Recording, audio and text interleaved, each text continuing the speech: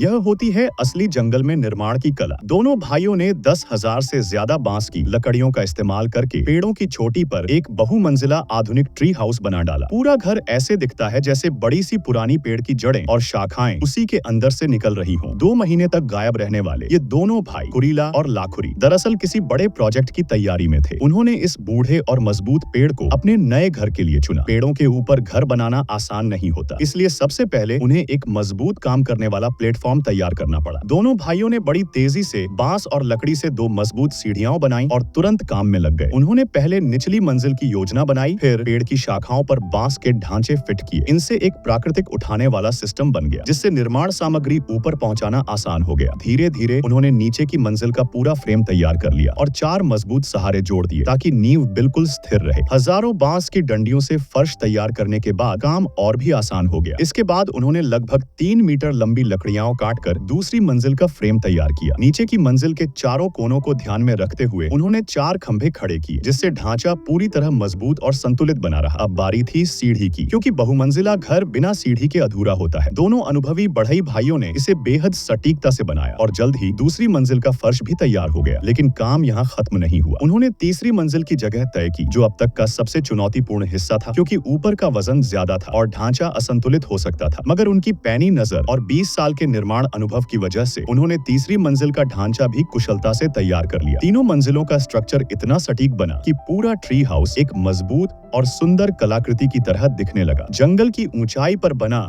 यह बहुमंजिला बांस का घर सच में दोनों भाइयों की मेहनत और कारीगरी का शानदार उदाहरण बन गया।